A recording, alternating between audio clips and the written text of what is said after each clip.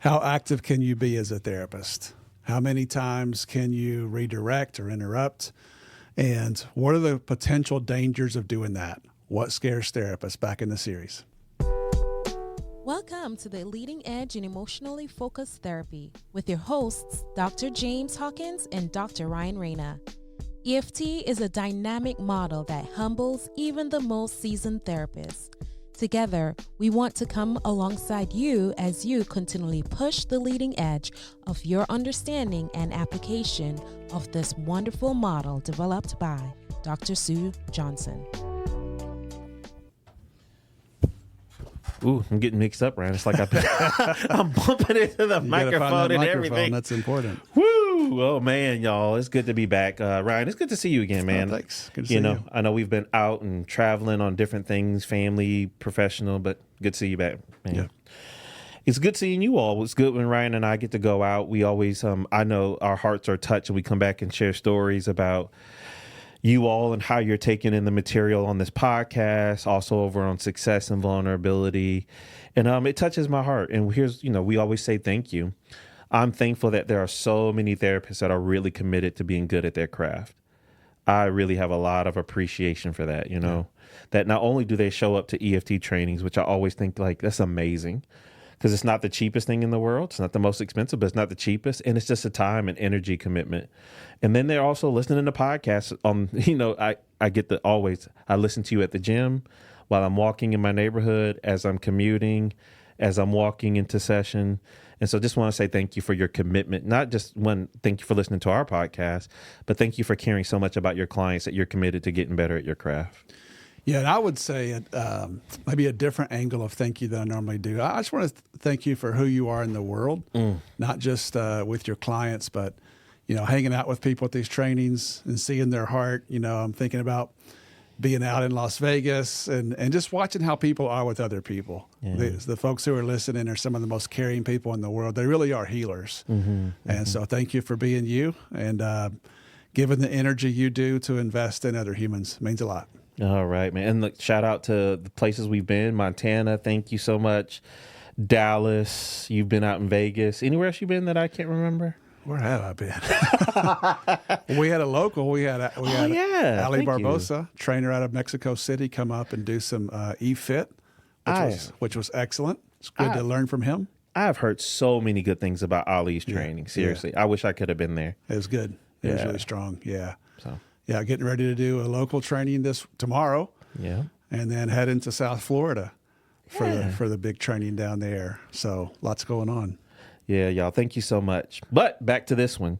So Ryan and I were thinking about getting back into the studio, and we asked one of our colleagues who is a phenomenal therapist, phenomenal human being.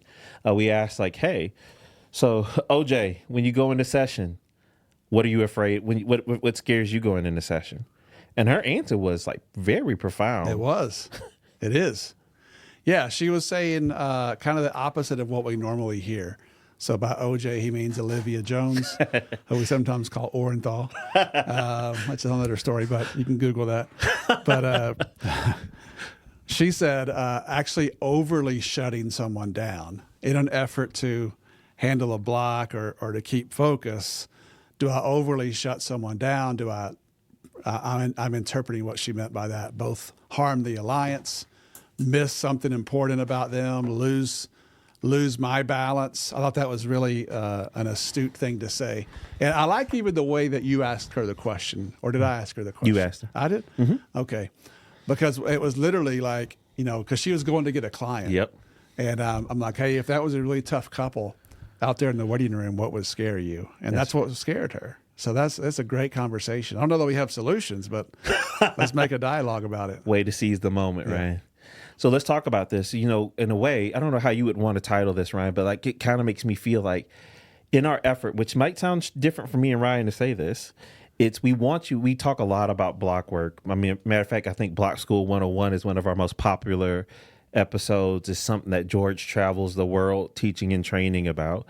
But as we teach and train that, we want you to also appreciate the caution that OJ has in how you go about this, working with blocks in a way to not shame or pathologize or shut down your client.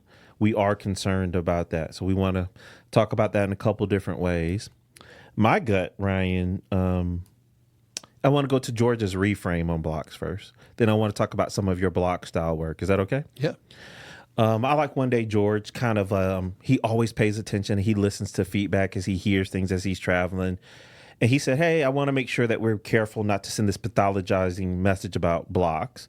Blocks is a term that we really use to talk about something, a process amongst us as clinicians, particularly when we're on the path to working with someone's vulnerability and their body just sends off a little bit of cue of a mistrust where they don't let you have access to that vulnerability. Or even it's not even that they don't let you.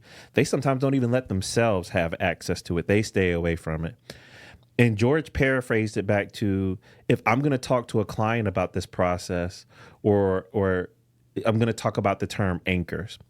And he says that for our clients, it's almost like this picture, like we're trying to take them on a destination on a ship. And then there's a moment where as we're going out to the island on the ship, the client might say, I'm not sure if I want to proceed. And they drop an anchor. And the anchor is their mistrust saying, I'm not sure if I'm comfortable going further or I'm struggling to go further. And the orientation of the therapist around an anchor is to notice like, hey, something stopped our progress. What happened? To get curious about what made the anchor, what made the client drop the anchor, and then going through a process of helping our client pull the anchor back up out of the seafloor. And even just the other day, Ryan, I was actually watching a clip on social media where they showed the anchor being pulled up, and it really does grab the earth, and it's a big clump. Mm-hmm. And as they lift it, there's a sprayer on the end of the ship that sprays all the dirt off so the anchor can be secured again. And they need to make sure that the anchor's ready the next time it needs to be deployed. When it's up out of the water? That's right. Okay. Which was kind of cool. And I'm sitting there like, oh, here we go. Mm-hmm. Anchors really do have a use and a purpose. Mm-hmm. And it's like, as therapists, how do we work with our clients around some of these anchors or blocks in a way? So that was a good reframe to say the anchors are the mistrust. That's something we talk about with our client. And how do we go through the process of helping pull these anchors up? Not just in a way of get over it, move forward, but like, hey, there's a good reason this came up. How do I help make your body feel safe and trust the process to keep moving towards the island of connection? You have anything on that, Ryan? Man, there's a lot to say. I hate when that happens. Ryan's brain is kind of glitching. He's rubbing his head now. Yeah. Well, I have a trauma story around that. So I have a friend. I don't know if I'm sitting here going, am I going to say this or not? I have a friend whose son drowned. Oh. Yeah, at the lake. It's a terrible story. I think about it fairly regularly. And what was happening is I dropped my notebook. They were on a boat and their anchor got stuck. And he dove to get it and drowned. Oh, man. Right. So there's the trauma of that. It's been years and years and years ago, and the person's doing as well as they can. But there is danger. That's right. In working with these anchors in the process. I don't mean to make that too morbid, but these are real people we're talking about in the therapeutic process too. We are trying to do our part to make a space to potentially salvage a relationship. And so really how we manage these anchor moments, these blocks, goes a long way. I often say, I'll teach this Thursday of this week, if you're going to be an EFTer, once you have the process in your bones, like I never think about tango because I've been doing this a long time. And so my body just sort of organically, because I've been trained, knows. You dance a tango organically? I get a little bit, yeah. Well, I have people watch my videos like, you did 3 tangos that session. I'm like, that never crossed my mind. But I know I'm trying to go deeper. I'm expecting blocks. I'm trying to get as deep as we can. And then we're going to enactments. And then we're going to process them. I'm not going to forget to do that anymore, though I did early on before we offer summary and, start over. So anyway, all that to say,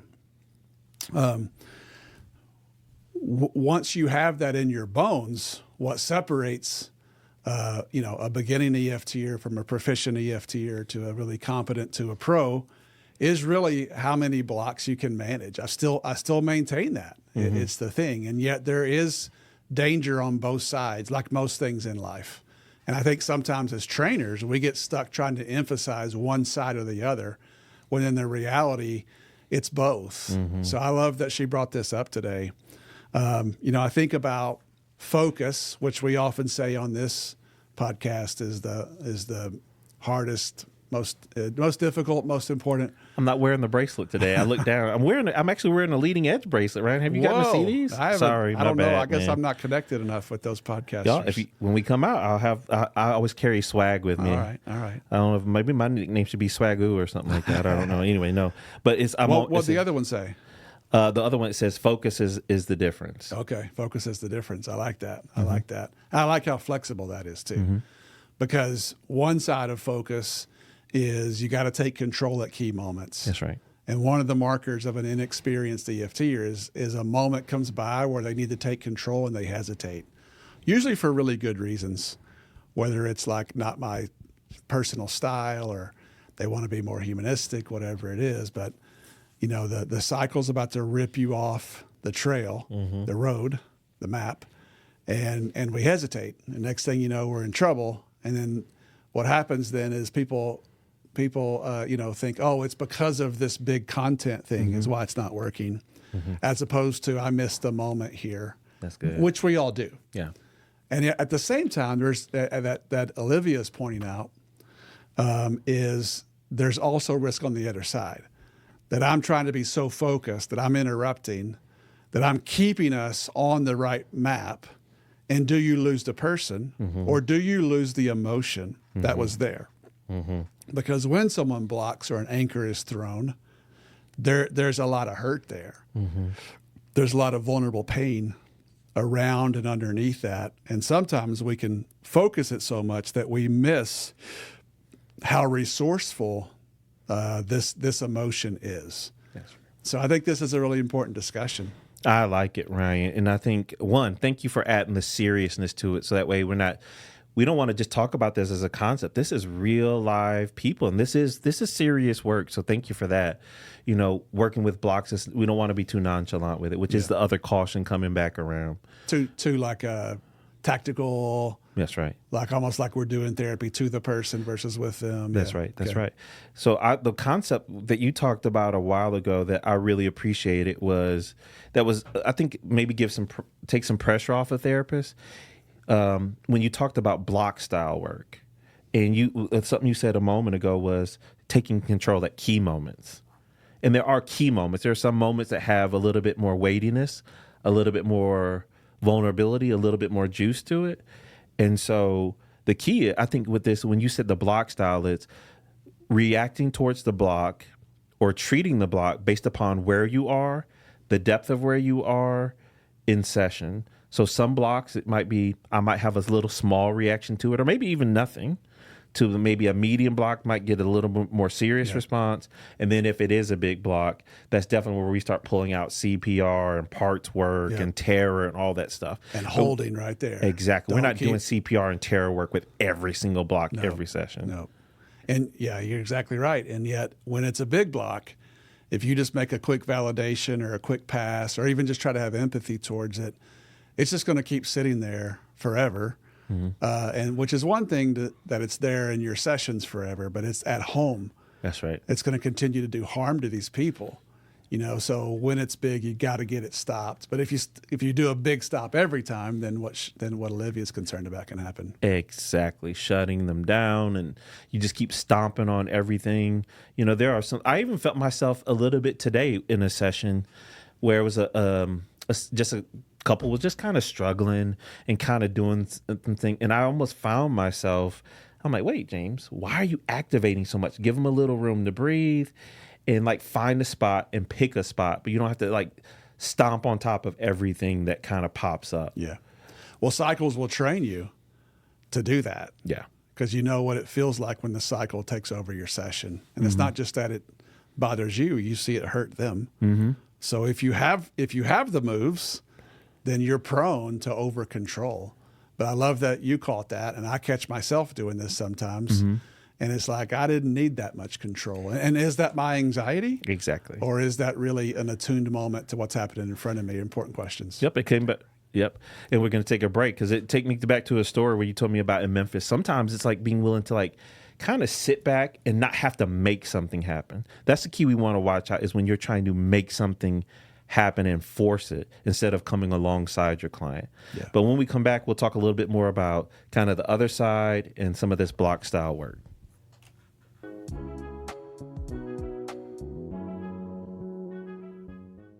It's an honor for Ryan and I to get to come to you on these airwaves, to meet you where you are with you and your clients who are pushing the leading edge in your clinical work. And we're thankful for this opportunity and for the work that you do. And we want to invite you that if you believe in the concepts of this podcast and you find them helpful, as we do, we just invite you to be able to invest and to help keep this mission and this project going.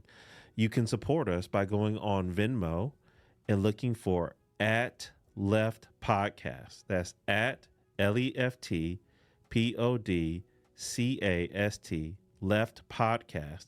And you can show your support. Once again, if you yourself are in a hard position or you serve maybe less resource population and therefore it affects your fees, please don't worry about giving. Just continue to enjoy. But if you can, we invite you to help support this mission and keep it going. Thank you so much. All right, so back to block styles. There are some times when my client might do a little something, like if I'm just kind of in a moment where there's not really emotion, but I'm trying to get access and it's not really alive in the room. If they block, I might not even make a comment in a way in that moment. If there's no live kind of like vulnerability, me personally, Nice. Right? But like today, it happened in a family session where I noticed something where I was trying to access the kid's the child, it's an adult child, but access their vulnerability. And they kind of just made a comment like there's tears in their eye and their parents were available. There was even tears in the parents' eye. And the kid made a comment of, well, but it's not really that big. It's not that important though. I was like, whoa. My body said, nope, this is the one, James. Do not let this moment go. I love the certainty of that. Uh-huh. Yep. Because everything it had took a lot of work to work through the parents' blocks to get to that moment where they were open and available. And then once we access the child, I'm like, no, this is the moment. If I let this go, I don't know when this family gets to another moment like this, when the cycle has finally been calmed down and their vulnerability is able to come through. So in that moment, I just kind of went to the child like, hey, I can really appreciate what your body's kind of trying to do. You see the predicament your parents are in, and there's a part of you feel your emotions starting to come up, and you just kind of say, well, it's not that important. But even when you say it's not that important, I almost feel like it's almost like wow, it's almost like I'm not that important. I'm not that important to kind of cause my parent any problems. But I see this sadness in your eyes that kind of tells me that this really is important. So I'm just kind of curious, can we stay here and get really curious about these tears that are coming out right now in a way that help you share this with your parents in a way that they've never really been able to understand you. And that was pivotal because once that moment broke, Ryan, it just became enactment after enactment after enactment. The child was able to send out a clear, vulnerable signal to something that they went through in their childhood. The parents were able to they finally got out of their defense and like, I'm so sorry you went through that. Beautiful. I had no idea. Nice job. And I'm like, but that to me was like, I didn't kind of ruin the alliance before, but this was a moment. It was worth it. It was worth taking the risk to kind of like, I can't let you just kind of blow past this moment. Yeah, that's beautiful. And then that installs that corrective experience in your body, which helps you want to do more focus moves. 100%. So that's a beautiful thing. And if you just missed that, I promise you their cycle would have like filled it with a bunch of words. And then 2 minutes later, they would have been somewhere else. That's right. Right back to the same stuckness. So there's your argument really for focusing this. And then the other side is what? Yeah. And I've done that before. I think maybe even today that I think about, I'm like, oh, why couldn't you just let that one go, James? Like, it wasn't really like, it didn't contribute anything. I can see how it kind of ruptured with the client. Now I got to go and make some amends. Like, I'm sorry, I kind of jumped in too quick there. Can we reset kind of thing? But, so that was the one I was like, huh. So I had this moment where like make a clear choice versus one where I felt myself kind of trying to be too active in a way. I don't know. That's kind of like my take on the block style work. Yeah. But what do you got, Ryan? Well, I've said this before on here, we all have to work with what we have, and we all have different things, so I love Becca Jorgensen's training on using warmth. Oh yeah. And I love like a Leanne and other people have this great presence. I don't really have that. I mean, I try to be warm, but that's not what wins for me. Let's just call it what it is. And so I've had the really cool opportunity to interview people who worked with me 22 years ago, 18 years ago, and just say, hey, what was, how you doing and what worked and what was it like to work with me and to a person, what they say to me is, you're not the easiest person to open up to initially. But what really made me trust you is how hard you worked. Like there was an intensity in working with you. So I always knew coming into your office, you were going to fight for us. So I say all that to say alliance can look different in different ways.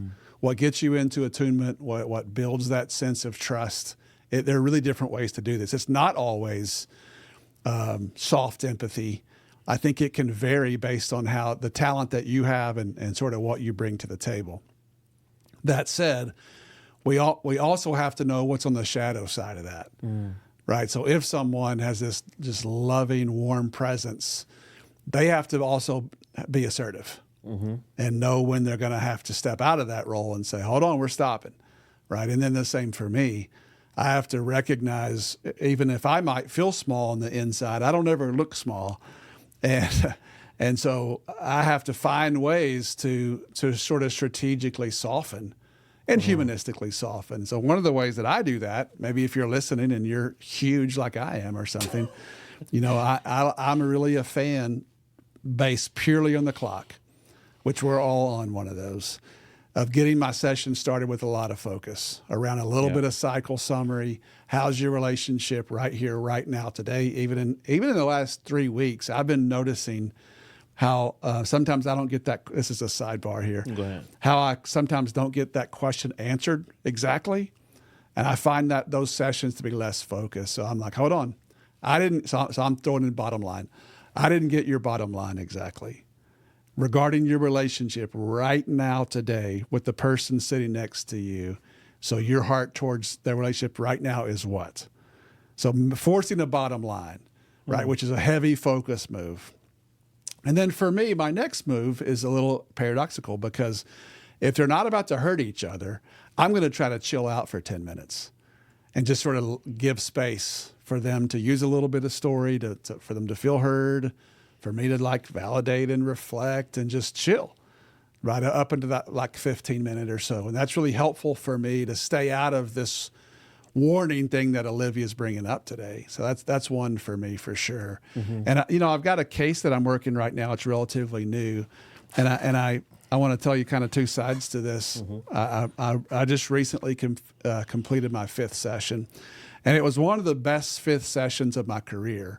It was really a strong session. And it's a tough case. They almost broke up, like not very long ago, like a month, and they're very sore. There's lots of pain there. There's lots of problems around it. And so the session 5 was really beautiful. It was an enactment where they both stood up without me asking them to. And it was just a lot of cool things that happened. But I walk away going, I'm not sure that I caught that person's emotional state, right? And so I'm going to see them today, actually, later today. And so that's one of my goals here. I kind of have penciled in, hey, make sure you capture that pursuer's experience.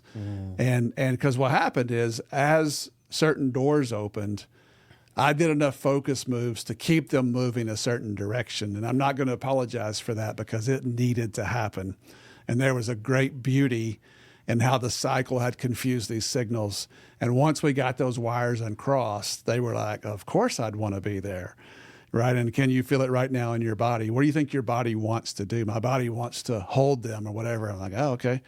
Right. So I'm not sorry for that because that hug was needed big time. In a desert of love, we had a shot there. And yet there's a shadow side to everything. It did the amount of focus that was necessary to create that experience that I really capture their experience, the emotions below that. So that's something that I think it's less about an answer and more about a process, that we're always paying attention to that because there really is a risk on each side. Because if I throw away the focus and I'm going to fully lean into the person's emotion in every situation, every time, I'm going to hurt that person, ironically, because the cycle is going to be too strong. I never got it stopped enough. So maybe with that one person I aligned or over-aligned, maybe I got their experience, but I didn't make a space for something new to happen. And yet, if you over-focus it, which we're all at risk of doing, then you can miss very important points of pain. So that's what comes to mind for me. Wow, Ryan, thank you for that. Thank you for the story, seriously. And one, thank you for your commitment to because if you hear that, Ryan doesn't just close the books on a session and not replay it in his head. He went back and thought through that session and said, hey, there's some things that are good, but what could I do better? And now he's going into the next session, at least with some focus to go towards some target, which is cool. Also, when you said that, Ryan, it reminded me, I remember when you asked at a training, what's the first thing you lose when you're in when you're kind of like an insecure attachment? And we're all like, what is Ryan asking? What is Ryan asking? And he said the ability to be flexible. And as you're saying that, what hit me was, oh, that's right. While we're trying to help teach and model kind of secure attachment, we also got to model it ourselves. And that means we as a therapist have to be able to be flexible. And flexible means there's times for focus and there's time to read the moment and say, when I don't use focus, as when I can tolerate not holding a very rigid focus kind of thing and allow the process to kind of unfold and to develop. I don't know if I'm saying that right, if that's landing for you. Yeah, that's Sue's stuff, not mine, of course. But yeah, and insecurity brings about rigidity. When security starts to come back in, that exploratory kicks on, you become flexible. Yeah. And I think it does make something. It does allow space for the humanity of the work and to be with clients. And it also does say, but there's time for business. Yeah. You're a professional. They paid you for something. And not just to be working, but it's like, the way I say it, it's like Ryan's probably definitely more of a football person, but it's like with running backs, they teach like just because you're fast and strong doesn't mean that you're going to be a great running back. A great running back actually has patience and they know when to hit the gap. Oh, the guard's pulled over, the tackle's done their job, shoot the gap. And sometimes for us as therapists, we got to know like, hey, it's been nice. It's fun that we're having this casual conversation. We're kind of talking about some good stuff, but then it's like, uh-oh, there it is. And so that's why I appreciate OJ's willingness because she is a very focused therapist herself. She's brilliant. She's done a lot of work. But for her to have that like, hey, even in all my brilliance and all my good stuff, is there ever a moment when I use it too rigidly to the detriment of my client? So, and thank you, Olivia. And to the point where it makes you not want to do it. Ooh. Right? That's the point of this whole series. Because, for us, just thinking about mission, we need some of our talented healers to stay with couples and, have a remnant of your practice where you're willing to do this. 'Cause it's harder. I don't care what anybody says. It's the only time I've ever had direct conflict with Sue Johnson. At one point, she's like, it's not that much harder. I'm like, it is. Yeah, it is. It may be a little while since you've seen a couple, Sue. But everything else, she's probably right. But I'll stay with that. It's hard.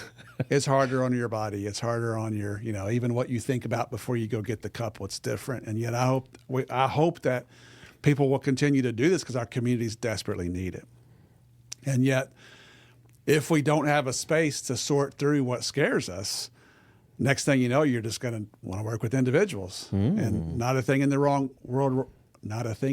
wrong with that, except to say, what about the need of our community is kind of bleeding out here. So there's good reasons to be scared, and yet you're not alone in the fear. We got places we can talk about this. We got places we can make space for this, and we're with you. And so that's good, Ryan. Yeah. When you said, I feel like you just did a Tango Move 5 with the What Scares Therapist series. Okay. It feels like it. I know Ryan really likes this series, y'all. Every time I'm like, hey, I think it's time to move on. He's like, I got one more. I got one more. Yeah. I mean, it's scary. Yeah. And in many ways, that fear mirrors what the couple's going through. So. And I want to catch something else Ryan said. I want to encourage you. We do this here at our practice here in Northwest Arkansas. But I want to encourage you. If you have colleagues, talk to them about the things that scares you. The worst thing that can happen to you as a therapist is that you begin to hold your own fears out of fear of imposter syndrome or that other people don't go through it. I think we kind of create this almost, I think it's happened to me. Like we do so much work of our work is confidential and in secret. And so we think we're the only ones that have these fears when our other colleagues do too. Mm-hmm. Our bodies need permission to kind of get these fears out so we can be our most open, kind of available self and not feel like we have to hide it. Yeah. So that's my encouragement. And also, I'm excited about we're not sure if we're going to do it as a series or is it just going to be an episode. We're talking about it, but I'm excited. So I'm going to say it on the episode. All right. what to think about before you go in session. And that's where we really, Ryan and I have been hearing you all, where you're saying like we're with you in session. You kind of hear us as like those temporary attachment figures in a way on your EFT journey. Oh, okay. And so the idea is we want to help you. Like, how do you, I'm sorry, this reminds me of an old song I used to listen to Louisiana called Get Your Mind Right. And it's like, how do you get your mind right before you go into session? You know, I think we all need some help with that. So I'm looking forward to that series of coming along therapists to get their mind right before they go in session. We might have to even label that, Get Your Mind Right. Get your mind right. Sounds fun. All right, y'all. Thank you so much. Appreciate you. Thank you for listening. We hope this experience helps you push the leading edge in your work to help people connect with themselves and with each other. Please subscribe to our podcast and leave us a 5-star review. You can contact us at pushtheleadingedge@gmail.com, and you can follow us on our Facebook page at Push the Leading Edge. You can follow Ryan on Facebook at Ryan Rana Professional Training and on his website, ryanranatraining.com. You can follow James on Facebook and Instagram at DocHawkLPC. You can also check out his website, dochawklpc.com.